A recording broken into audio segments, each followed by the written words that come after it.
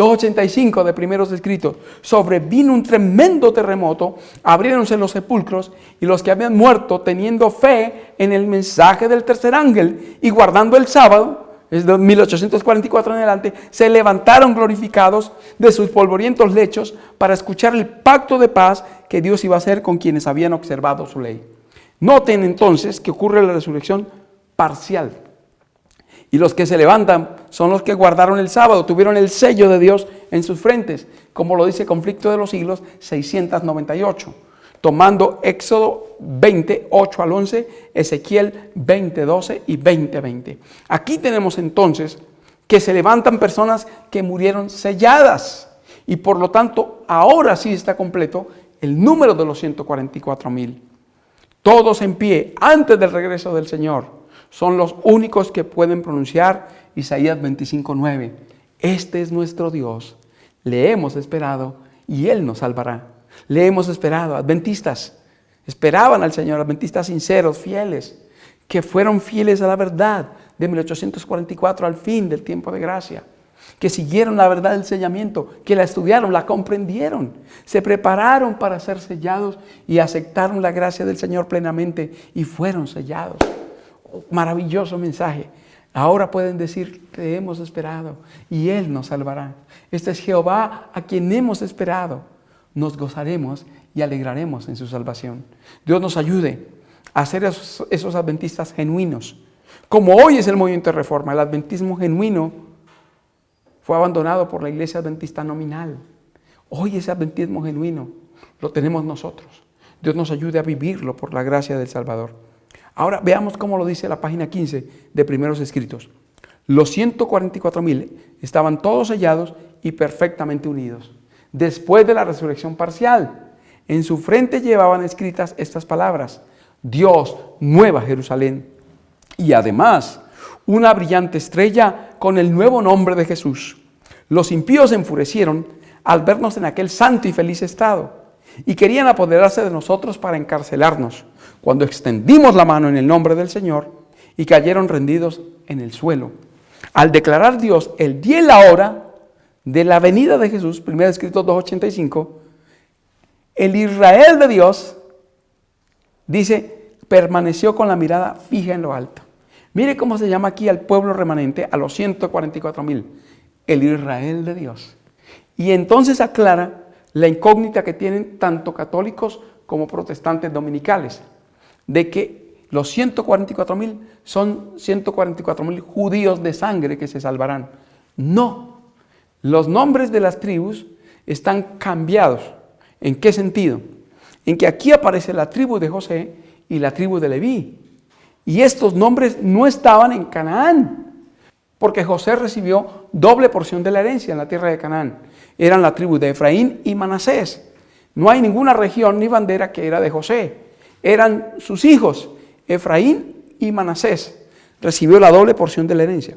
Y no hay ninguna región de Canaán que fuera la zona de Leví, porque eran los levitas, los sacerdotes que estaban diseminados por todo el país. Pero ahora aquí en los 144,000 se menciona la tribu de José y la tribu de Leví. No aparece ni la tribu de Dan ni la tribu de Efraín. Y esto es muy importante. Es un simbolismo espiritual. Aquí en el sellamiento de los 144,000 se mezclan factores simbólicos y literales. Y eso lo veremos un poquito más adelante.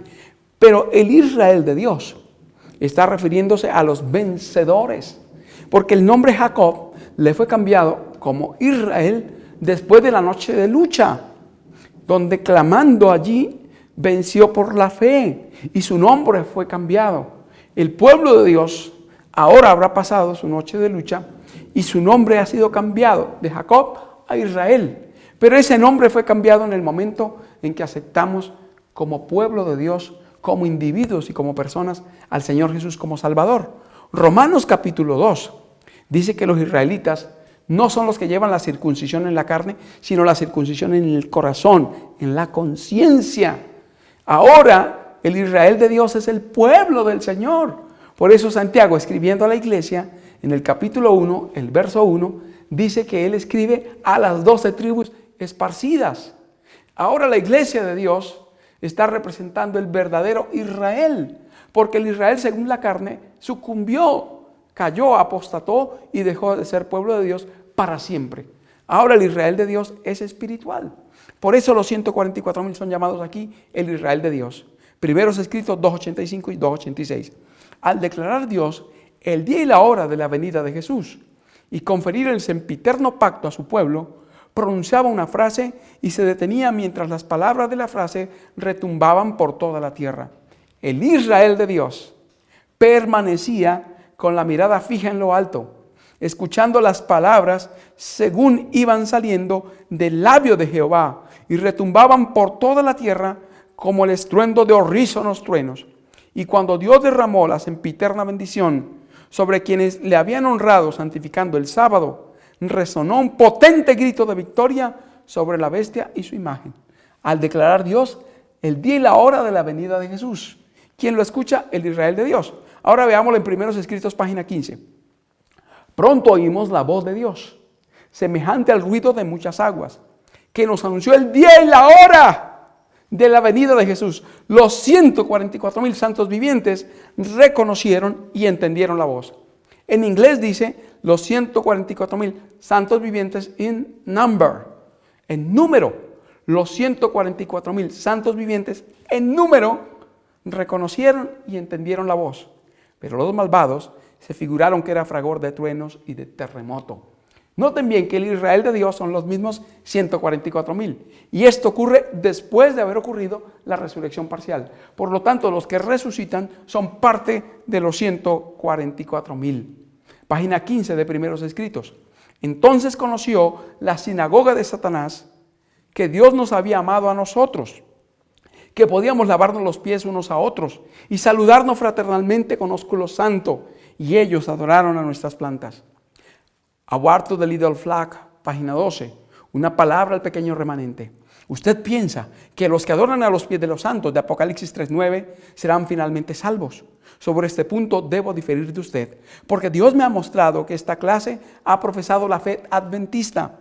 Se han desviado del camino y crucificado de nuevo para sí mismos al Hijo de Dios, exponiéndole al vituperio. Y en la hora de la prueba que ha de venir, para exponer el verdadero carácter de cada uno, sabrán que están perdidos para siempre y abrumados por angustia de espíritu, caerán a los pies de los santos. Los que adoran allí, conocidos como sinagoga de Satanás, son los adventistas que rechazaron el mensaje del sellamiento. Aceptarán el mensaje del sellamiento finalmente, pero ya tarde. Es mejor aceptar el mensaje del sellamiento ahora que podemos ser parte de los 144,000. Página 15 y 16 de Primeros Escritos. Luego resonó la argentina trompeta de Jesús a medida que él iba descendiendo en la nube, rodeado de llamas de fuego. Miró las tumbas de sus santos dormidos. Después alzó los ojos y las manos hacia el cielo y exclamó: despertad, despertad, despertad, los que dormís en el polvo, y levantaos. Hubo entonces un formidable terremoto. Se abrieron los sepulcros y resucitaron los muertos revestidos de inmortalidad. Aquí resucita la gran multitud. Noten que la gran multitud es resucitada a la voz del Señor Jesús. Pero la parte de los 144,000 que está en la tumba resucita a la voz de Dios el Padre. Hay unas diferencias en las dos resurrecciones. Los 144,000 exclamaron ¡aleluya!, al reconocer a los amigos que la muerte había arrebatado de su lado. Un dato muy interesante. Entonces, este dato nos aclara que mientras se lleva el sellamiento, aún hay salvos en la muchedumbre. Por ejemplo, la hermana White distinguió personalmente a Guillermo Miller, a los pastores Fish y Stockman. Fish y Stockman murieron una semana antes del 22 de octubre. Les dio pulmonía, tuberculosis y murieron. Hicieron bautismos en lugares muy fríos donde rompían el hielo y ahí se introducían con los candidatos. Y ellos como pastores estaban en el agua más tiempo que el candidato. Finalmente se enfermaron y murieron. Ellos, por ejemplo, son parte de la gran muchedumbre. No conocieron la verdad del sábado, no entendieron el tema del santuario y no fueron sellados. Y por lo tanto son parte de los amigos que se levantan allí. Entonces, esto nos muestra que mientras se lleva a cabo el proceso del sellamiento, todavía hay personas salvas en la muchedumbre. Personas que no entendieron o no conocieron este mensaje, pero que son sinceras en el conocimiento que han recibido, como Miller. Miller fue confundido en cuanto al tema del sábado y lo rechazó. La sierva del Señor escribe que los que le hicieron rechazar este mensaje son los culpables, que Dios hizo que él bajara a la tumba para que no usara su pluma ni su voz contra la verdad del sábado, pero que será levantado a la final trompeta. Entonces Fish, Stodman, Miller y aquellos que los hijos de Dios, los sellados a través del proceso del sellamiento, conocieron, pero que no entendieron toda esta verdad, serán salvos en la muchedumbre. Y entonces reconoceremos a los amigos que la muerte había arrebatado de nuestro lado. Y en el mismo instante nosotros fuimos transformados y nos reunimos con ellos para encontrar al Señor en el aire. Noten, nosotros fuimos transformados. ¿Quiénes? Los 144,000. Aquí Elena de White se incluye entre los que fueron resucitados en la resurrección parcial y que son transformados cuando el Señor ha levantado de la tumba la gran muchedumbre. Y en el mismo instante nosotros fuimos transformados. ¿Quiénes? Los 144,000. Y nos reunimos con ellos para encontrar al Señor en el aire. ¿Qué pensaba la iglesia adventista antes de la muerte de la profetisa? ¿Qué creía? Lo mismo que nosotros creemos, que los 144,000 están conformados por los que pasan vivos durante todo el periodo de angustia y por los que murieron en la fe del mensaje del tercer ángel, guardando el sábado, fieles de 1844 en adelante, y resucitan en la resurrección parcial. Veámoslo, corroborémoslo. Lección de escuela sabática del 1 de agosto de 1908. De eso podemos reconocer que cuando el Señor venga, todos los 144,000 pertenecientes a los vivos se compondrán de aquellos que nunca vieron la muerte y de aquellos que murieron durante la proclamación del último mensaje. Pero estos resucitarán antes de que el Señor aparezca. Lo mismo que nosotros creemos hoy como reformadores, lo creía la iglesia adventista del séptimo día antes de morir la profetisa. ¿Y qué creían los pioneros? Bible Handbook, escrito por S.N. Haskell, el pastor Haskell. En la página 98 de este libro dice: después del chasco de 1844, el pueblo de Dios vio la exigencia obligatoria del cuarto mandamiento. La reforma del sábado comenzó en aquel tiempo. Alrededor de 1848 comenzó a ser conocido como el cumplimiento de Apocalipsis 7:1 al 4. Noten que ellos, como pioneros, comprendieron que la reforma del sábado y el sellamiento es la misma obra que empezó a partir de 1844. Interesante. Ahora, veamos lo que creía Jaime White. Él escribió en la Review and Herald el 23 de julio de 1880. Los que mueren bajo el mensaje del tercer ángel son una parte de los 144,000. No hay 144,000 sumados a estos, sino que estos ayudan a conformar este número. Son resucitados para la vida inmortal poco antes de que Cristo vuelva y son trasladados hacia la inmortalidad cuando Cristo aparece. Exactamente lo que nosotros creemos. Ahora, el hermano Jaime White expresó esto con tremenda claridad. Hubo otro pionero que expresó así: entre los que aclamaron la victoria sobre la bestia y sobre su imagen, estaban aquellos que habían salido de sus sepulcros en la resurrección parcial y fueron vistos en el mar de vidrio. Ellos eran los santos vivos que sumaban 144,000. Review and Herald del 27 de julio de 1905. Entonces, de manera unificada, los pioneros y aún la lección de escuela sabática adventista, hasta después del año 1900 y antes de que muriese la profetisa, la postura adventista del séptimo día oficial es la postura oficial hoy del movimiento de reforma. Los 144,000 sellados están conformados por los que pasan vivos durante el tiempo de angustia, unidos o sumados con los que resucitan en la resurrección parcial, en el inicio de la séptima plaga, conformando así el número completo de los 144,000 santos vivientes en número. Volvemos a aquella página que citamos al principio del estudio, la relación con el capítulo 14 de Apocalipsis. Ellos dicen así: otro indicador de tiempo para los 144,000 sería la relación con el capítulo 14. Allí se presenta este grupo con el nombre de Dios sobre la frente, lo que sería un paralelismo con el sello del Dios vivo del capítulo 7. Decimos aquí, amén.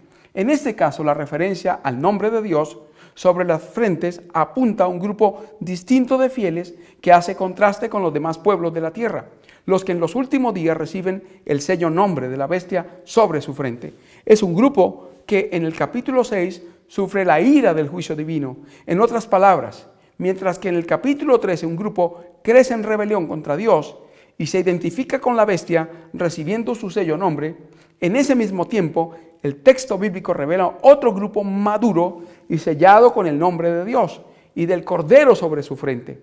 Los pasajes se correlacionan en paralelo, mientras que los perdidos de los últimos días llaman a los montes que caigan sobre ellos. En el capítulo 6, los salvos de los últimos días, en el capítulo 14, versos 1 al 5, son vistos sellados con el Cordero sobre el monte de Sión. Hasta aquí decimos amén. La escena de los 144,000 en Apocalipsis 14, 1 al 5, presenta la gloria reservada para aquellos que perseveran bajo los ataques perseguidores de la bestia en los últimos días. Todo según lo mencionado en Apocalipsis 13, 11 al 18, hecho que sitúa a este grupo en la época inmediata antes de la segunda venida. Entonces aquí tenemos algo que aclarar. La visión de Apocalipsis 14:1 no es en la tierra ya, es ahora en el monte de Sión. Ese monte de Sión no es el monte de Sión aquí en Israel. La Biblia y el Espíritu de Profecía mencionan 3 montes de Sión. El monte de Sión, que queda geográficamente en Israel, queda hasta hoy, el monte de Sión. El monte de Sión que está en el tercer cielo. Y ese es el monte de Sión que menciona Apocalipsis 14:1. Y el monte de Sión que estará en la nueva tierra, fuera de la nueva Jerusalén, que menciona Primeros Escritos, página 19. Entonces tenemos que ubicar los 3 montes de Sión según el contexto. Este está en el tercer cielo. Veámoslo. Conflicto de los siglos, páginas 706 y 707. Delante del trono, sobre el mar de cristal, ese mar de vidrio que parece revuelto con fuego, por lo mucho que resplandece con la gloria de Dios, hállase reunida la compañía de los que salieron victoriosos de la bestia y de su imagen y de su señal y del número de su nombre, con el Cordero en el monte de Sión, teniendo las arpas de Dios. Están en pie los 144,000 que fueron redimidos de entre los hombres. Noten dónde están. Con el Cordero en el monte de Sión, allá ante el trono, están en el tercer cielo, teniendo las arpas de Dios, están en pie los 144,000 que fueron redimidos de entre los hombres. Se oye una voz como el estruendo de muchas aguas y como el estruendo de un gran trueno. Un voz de tañedores de arpas que tañían con sus arpas, cantan un cántico nuevo delante del trono, un cántico que nadie podía aprender, sino aquellos 44,000. Es el cántico de Moisés y del Cordero, un canto de liberación. Entonces aquí, este monte de Sión es en el tercer cielo. Y aquí la sierva del Señor conjuga Apocalipsis 14, 1 con Apocalipsis 15, versículos 2 en adelante. El cántico especial con arpas de oro muestra que esa escena es la escena de los 144,000 que han salido victoriosos de la bestia, de su imagen, de su señal y del número de su nombre. Ahora, esta página entra al número. ¿Quiénes son ellos en relación a cantidad? Noten lo que dice. Aunque exista la propuesta de que este sea un número literal, esa opción enfrenta algunos problemas que la hacen inviable. Para ellos, el número literal hoy es inviable, indudablemente. Con más de 20 millones de miembros es inviable.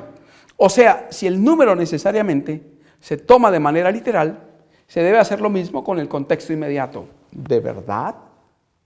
¿Hacen así los adventistas del séptimo día con Apocalipsis 16 y el tema de las plagas? Cuando menciona aspectos literales de las plagas y aspectos simbólicos, ¿todo tiene que tomarse literal? ¿En serio? En estos términos, los 144,000 sellados obviamente serían judíos, hombres condicionados a la guerra. Ninguna parte de los 3 capítulos que mencionan el sellamiento dice eso, lo que excluye la presencia de niños, mujeres e incluso de hombres mayores de 40 años.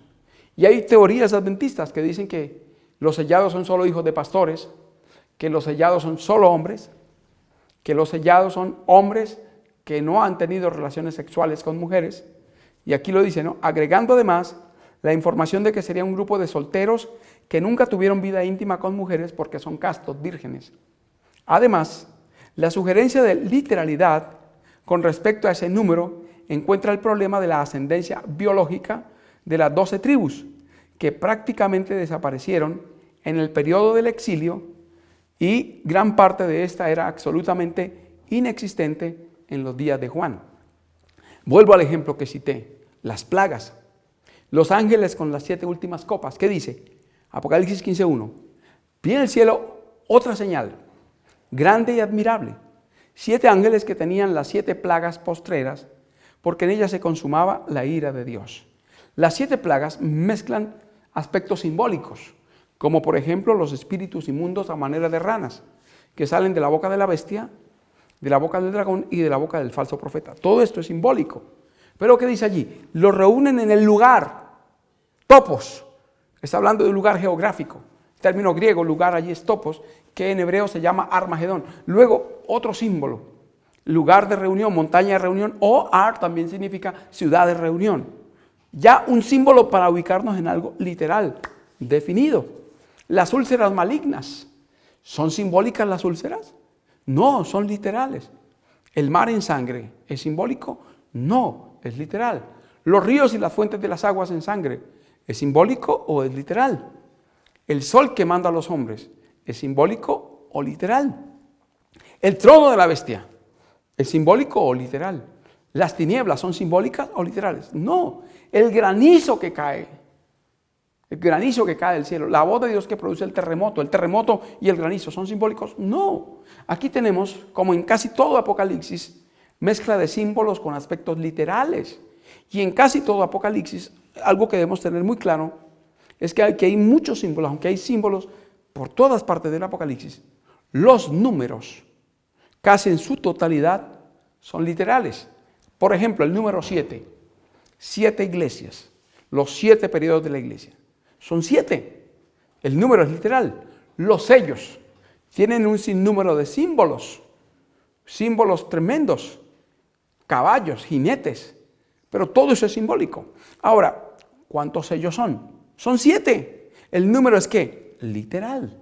Los 7 truenos sí que están llenos de símbolos. Pero ¿cuántos son? 7. Las trompetas. Y llegamos aquí al cúmulo de los símbolos. Tal vez el aspecto más simbólico en toda la Biblia, o aún en todo Apocalipsis, son las trompetas. Pero ¿cuántas son? 7. El número vuelve a ser ¿qué? Literal. Las plagas que vimos presentan aspectos simbólicos y aspectos literales. Pero ¿cuántas son? ¿El número es simbólico o literal? No, es literal, son 7. Ahora, los 24 ancianos mencionados en el capítulo 4 tienen varios símbolos. Pero ¿cuántos son? ¿El número es simbólico o es literal? El número es literal, son 24. Ahora, los 4 seres vivientes tienen un cúmulo de símbolos llenos de ojos, dice, por dentro y por fuera. No creo que haya seres así en el cielo. Todo esto es simbólico. ¿Pero cuántos son? 4. Noten que la Biblia mezcla aspectos simbólicos con números literales. Que haya aspectos simbólicos en Apocalipsis 7 es indudable. Los vientos que son retenidos es un símbolo para representar las pasiones humanas, las guerras y las plagas. Es simbólico lo de los vientos, indudablemente. De igual manera, es simbólico lo de las tribus, porque está identificado cada creyente en una tribu con un defecto de carácter particular. Así como había malgeniados, iracundos, perezosos, cobardes, tímidos, lentos, glotones, personas pendencieras, chismosos, de mal comportamiento, adúlteros entre los hijos de Jacob, en las tribus de Israel. Así los 144,000 estarán conformados por personas que tuvieron estos pecados, estos defectos, pero que fueron lavados en la sangre del Cordero, Sus pecados fueron lavados y por la gracia de Cristo vencieron sus defectos. Y por eso las 12 puertas de la Nueva Jerusalén tienen los nombres de las 12 tribus. Quien no acepte que es un israelita no puede entrar a la salvación, no puede entrar a la Nueva Jerusalén. Todo redimido entrará a la Nueva Jerusalén. Y si la Nueva Jerusalén tiene 12 puertas, con el nombre de cada tribu, es porque cada uno podrá entrar por una puerta específica, vinculado con el defecto de carácter que venció. Por eso son 12 puertas. No lleva los nombres de los 12 apóstoles. ¿Qué nos dice el libro de Apocalipsis? En sus puertas estaban los nombres de los 12 tribus, indicando que cada salvo venció un defecto de carácter que lo identifica con uno de los hijos de Jacob. Y por eso puede entrar por esa puerta. Esto confirma entonces que aunque los nombres de las tribus son simbólicas, están vinculadas con un aspecto literal, cada una en una puerta de la Nueva Jerusalén. Esto confirma entonces que aunque somos israelitas espiritualmente, simbólicamente, el número de los sellados es literal y conforma entonces un número definido, 144,000. Noten que en el verso 4 de Apocalipsis 7 está claro, oí el número de los sellados, 144,000 sellados de todas las tribus de los hijos de Israel. El término número en griego es aritmo, de donde deriva la palabra aritmética. Juan no oyó un símbolo, Juan oyó un número específico, lo oyó. No es que él se lo inventó, no es que él empezó a contar, es una revelación divina. Y Dios no es sí y no, sino sí y amén. Dios no dice una cosa para luego mostrar lo contrario. Dios fue el que le reveló ese número. Es una revelación del cielo. Él vio el proceso del sellamiento y luego oyó cómo culminaría ese proceso. ¿Cuántas personas serían selladas? Oí el número de los sellados. 144,000 sellados de todas las tribus de los hijos de Israel. El verso 1 del capítulo 14 es ahora más contundente, porque ahora él ve en el monte de Sión los 144,000 sellados, allá con el Cordero en el monte de Sión, que llevaban entonces el nombre del Padre en su frente. Se le capacitó para ver que eran 144,000 personas las que estaban allí con el Cordero. 706, 707 del libro El conflicto de los siglos, ya lo leímos anteriormente, estaban allí delante del trono los 144,000 sellados. Primeros escritos 15, los 144,000 estaban todos sellados y perfectamente unidos. Un número específico. Joyas 1, página 335. El verdadero pueblo de Dios, que toma a pecho el espíritu de la obra del Señor y la salvación de las almas, verá siempre el pecado en su verdadero carácter pecaminoso, especialmente en la obra final que se hace en favor de la iglesia en el tiempo del sellamiento de los 144,000 que han de subsistir sin defecto delante del trono de Dios. Sentirán muy profundamente los yerros de los que profesan ser hijos de Dios. Noten que en el tiempo del sellamiento de los 144,000, ¿qué es? Especialmente en la obra final que se hace en favor de la iglesia. ¿Cuál es la obra final que se hace en favor de la iglesia? En el tiempo del sellamiento de los 144,000 que han de subsistir sin defecto delante del trono de Dios. La obra final en favor de la iglesia de todos los siglos es el sellamiento de los 144,000. Noten bien, Primeros Escritos, página 19. Cuando íbamos a entrar en el santo templo, Jesús alzó su melodiosa voz y dijo, únicamente los 144,000 entran en este lugar. Y exclamamos, aleluya, únicamente. Y ella exclamó, aleluya. Este templo estaba sostenido por 7 columnas de oro transparente, con engastes de hermosísimas perlas. No me es posible describir las maravillas que vi.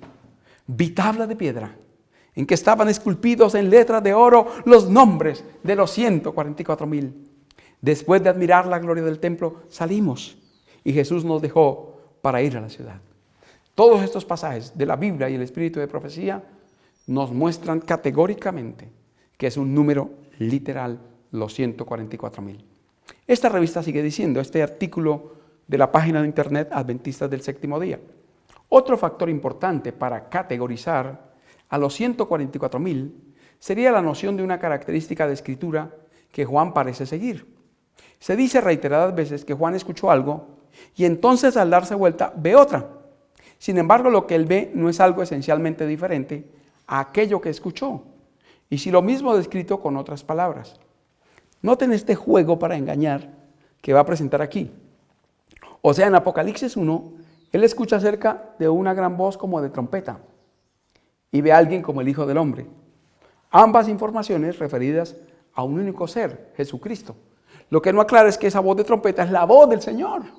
Ahora vio el que había pronunciado esa voz de trompeta. Bueno, escucha sobre las 7 iglesias y ve 7 candeleros de oro. Por favor, ve el símbolo que se le explica en el mismo capítulo 1. De manera semejante, y no 2 realidades distintas, sino 2 descripciones del mismo objeto. Todo este juego de palabras para negar la literalidad de los sellados. Vamos a verlo. En este caso, las 7 iglesias de Asia. Este mismo estándar se da en Apocalipsis 5, 4 al 5, 17, 1 al 3, 21, 1 al 3. Y no se debería ignorar este fenómeno en el capítulo 7. Vean, allí Juan escucha un número de sellados, 7, 4, y se da vuelta y ve una multitud que nadie podía contar. Por favor. Cuando él voltea no es el verso 9. El verso 4, el sellamiento en la tierra. El verso 9 ahora se traslada al cielo. Ya lo vamos a ver. Qué cosas, cómo engañan a las personas. De modo que aquí no tendríamos 2 realidades diferentes, y sí 2 descripciones de lo mismo. O sea, su conclusión, de los 144,000 y la gran multitud del capítulo 7, son 2 descripciones del mismo grupo de personas. Que los 144,000 son la misma gran multitud que nadie puede contar. Terrible.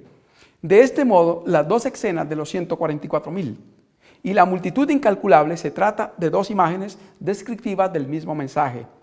Dios protege y salva a su remanente. La segunda escena fortalece y amplía la primera. Es significativo en este segmento lo propuesto por Jacques Doukham, de que las 2 escenas sean descripciones del mismo grupo en 2 momentos distintos. La primera es el ejército militante en pie por el Señor y su causa en los últimos días. Y la segunda es ese mismo ejército triunfante en la gloria eterna. Vamos a ver, a la luz de la Biblia y el espíritu de profecía, el error que están presentando aquí. Verso 9, Apocalipsis 7. Después de esto miré y aquí una gran multitud, la cual nadie podía contar, de todas las naciones y tribus y pueblos y lenguas, que estaban delante del trono y en la presencia del Cordero, vestidos de ropas blancas y con palmas en las manos. Y clamaban a gran voz diciendo: la salvación pertenece a nuestro Dios, que está sentado en el trono, y al Cordero. Versos 11 y 12. Y todos los ángeles estaban en pie alrededor del trono, y de los ancianos, y de los 4 seres vivientes. Y se postraron sobre sus rostros delante del trono, y adoraron a Dios, diciendo: amén, la bendición, y la gloria, y la sabiduría, y la acción de gracias, y la honra, y el poder, y la fortaleza, sea nuestro Dios por los siglos de los siglos. Amén. Interesante, versos 9 y 10, todos los salvos ante el trono de Dios. Versos 11 y 12, los seres que habían sido presentados en Apocalipsis 4 y 5, 24 ancianos, 4 seres vivientes y todos los ángeles ahora dando la adoración a Dios. La bendición, la gloria, la sabiduría, la acción de gracias y la honra y el poder y la fortaleza sean a nuestro Dios por los siglos de los siglos. Amén. Ahora, ¿cómo menciona el espíritu de profecía los versos 9 y 10? Conflicto de los siglos, páginas 708 y 709. Los herederos de Dios han venido de buhardillas, chozas, cárceles, cadalzos, montañas, desiertos, cuevas de la tierra y de las cavernas del mar. En la tierra fueron pobres, angustiados, maltratados. Millones bajaron a la tumba cargados de infamia porque se negaron terminantemente a ceder a las pretensiones engañosas de Satanás. Los tribunales humanos los sentenciaron como a los más viles criminales. Pero ahora Dios es el juez. Salmo 56. Ahora los fallos de la tierra son invertidos. Quitará la afrenta de su pueblo. Isaías 25:8. Y llamarles a un pueblo santo, redimido de Jehová. Él ha dispuesto a darles gloria en lugar de ceniza, óleo de gozo en lugar de luto, manto de alegría en lugar de espíritu angustiado. Ya no seguirán siendo débiles, afligidos, dispersos y oprimidos. De aquí en adelante estarán siempre con el Señor. Están ante el trono, más ricamente vestidos que jamás lo fueron los personajes más honrados de la tierra. Están coronados con diademas más gloriosas que las que jamás ciñeron los monarcas de la tierra. Pasaron para siempre los días de sufrimiento y llanto. El Rey de Gloria ha secado las lágrimas de todos los semblantes. Toda causa de pesar ha sido alejada. Mientras agitan las palmas, dejan oír un canto de alabanza claro, dulce y armonioso. Cada voz se une a la melodía, hasta que entre las bóvedas del cielo repercute el clamor. Salvación a nuestro Dios, que está sentado sobre el trono, y al Cordero. Amén. La bendición y la gloria y la sabiduría y la acción de gracias y la honra y la potencia y la fortaleza sean a nuestro Dios para siempre jamás. Todos los salvos. Y aquí hay algo interesante. La sierva del Señor en este pasaje une el verso 12 con el 10. O sea que no solamente la gran muchedumbre está allí, sino todos los redimidos. Los 24 ancianos y los 4 seres vivientes que están en el culto celestial. Los mártires. La sierva del Señor dice que hay mártires. Un grupo especial de salvos que llevan un ribete rojo. Lo dicen primeros escritos. ¿Dónde está eso también? Conflicto de los siglos 723.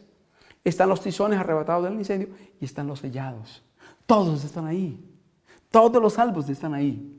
Versos 9 y 10 son todos los salvos en el trono de Dios. Versos 11 y 12, los 4 seres vivientes, los 24 ancianos y toda la hueste de ángeles. Y el verso 12, finalmente, según este pasaje, todos lo cantan. Bien, ahora los versículos 13 al 17. Entonces uno de los ancianos me preguntó: estos que están vestidos de blanco, ¿quiénes son? ¿De dónde vienen? Eso usted lo sabe, mi señor, respondí. Él me dijo: aquellos son los que están saliendo de la gran tribulación, han lavado y blanqueado sus túnicas en la sangre del Cordero. Por eso están delante del trono de Dios, y día y noche le sirven en su templo. Y el que está sentado en el trono le dará refugio en su santuario. Ya no sufrirán hambre ni sed. No los abatirá el sol ni ningún calor abrasador, porque el Cordero que está en el trono los pastoreará y los guiará a fuentes de agua viva. Y Dios les enjugará toda lágrima de sus ojos. ¿Quiénes son esos? Delante del trono, sobre el mar de cristal, ese mar de vidrio que parece revuelto con fuego, por lo mucho que resplandece con la gloria de Dios. Hállase reunida la compañía de los que salieron victoriosos de la bestia y de su imagen, y de su señal, y del número de su nombre. Con el Cordero en el monte de Sión, teniendo las arpas de Dios, están en pie los 144,000, que fueron redimidos de entre los hombres. Se oye una voz como el estruendo de muchas aguas, y como el estruendo de un gran trueno. Una voz de tañedores de arpas, que tañían con sus arpas. Cantan un cántico nuevo delante del trono, y un cántico que nadie podía aprender, sino aquellos 144,000. Es el cántico de Moisés y del Cordero, un canto de liberación. Ninguno, sino los 144,000, puede aprender ese cántico, pues es el cántico de su experiencia, una experiencia que ninguna otra compañía ha conocido jamás. Son estos los que siguen al Cordero por donde quiera que fuere, habiendo sido trasladados de la tierra de entre los vivos. Son contados por primicias para Dios y para el Cordero. Se cita Apocalipsis 15, 2 y 3, 14, 1 al 5. Estos son los que han venido de grande tribulación. Capítulo 7. Han pasado por el tiempo de angustia, cual nunca ha sido desde que ha habido nación. Han sentido la angustia del tiempo de la aflicción de Jacob. Han estado sin intercesor durante el derramamiento final de los juicios de Dios. Pero han sido librados, pues han lavado sus ropas y las han blanqueado en la sangre del Cordero. En sus bocas no ha sido hallado engaño. Están sin mácula delante de Dios. Por eso están delante del trono y le sirven día y noche en su templo. Y el que está sentado sobre el trono tenderá su pabellón sobre ellos.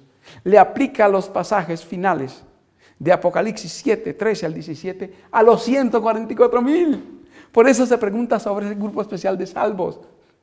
Se le pregunta a Juan: ¿estos quiénes son? No se puede referir a la gran muchedumbre, porque ya se ha dicho el verso 9, han venido de toda nación, tribu, lengua, pueblo. Ahora aquí está haciendo un énfasis en los 144,000. Han visto la tierra asolada con hambre y pestilencia, al sol que tenía el poder de quemar a los hombres con un intenso calor, y ellos mismos han soportado padecimientos, hambre y sed. Pero no tendrán más hambre ni sed, y el sol no caerá sobre ellos, ni ningún calor, porque el Cordero que está en medio del trono los pastoreará, y los guiará a fuentes vivas de aguas, y Dios limpiará toda lágrima de los ojos de ellos.